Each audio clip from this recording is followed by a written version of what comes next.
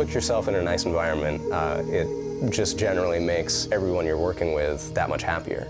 Take a break, go walk outside, go down to the pond, go pick some vegetables in the garden for lunch. You know, that's an atmosphere that you don't get working in the city. But what's also nice is we've got the proximity of the city and the resources of the city close.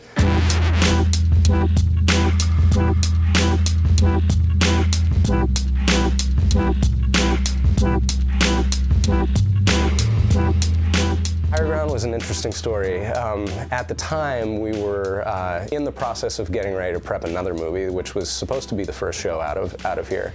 And Higher Ground's director, Vera, happens to live 5 to 10 minutes away from here.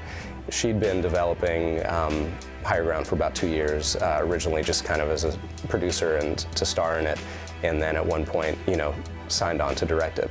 And when she found out that we were just down the road from where she lives, said, well, you know, let's, you know, go check them out and just say hi and see what they're all about. Within a week, we were in pre-production for Higher Ground and financed the movie and got up and running. So everything kind of became very accelerated, and, you know, it was a very fast pre-production process. Working with BCDF on Higher Ground was a wonderful, wonderful opportunity. It reminds me personally of an old Hollywood studio system where you have the facility and you have the rotating crew.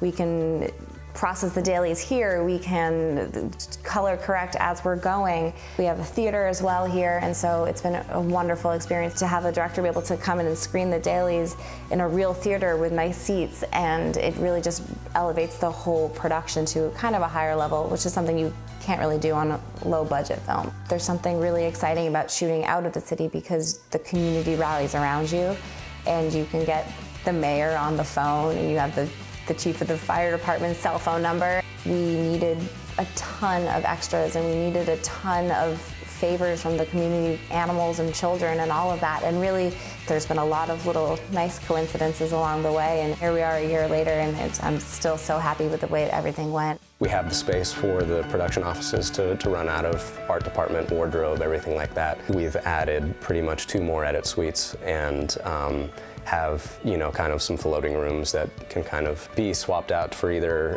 video editing or music editing or audio editing. So it's kind of really nice to have everything under one roof. Small independent film should feel like summer camp. It should be people going to do something, you know, that's fun as well as work, but, you know, all coming together to do something, you know, that could potentially be great. And having this facility here gives people a central place when they're away from home. We always try and have like barbecues on the days off here and stuff, so people can come and, you know, have a sense of community.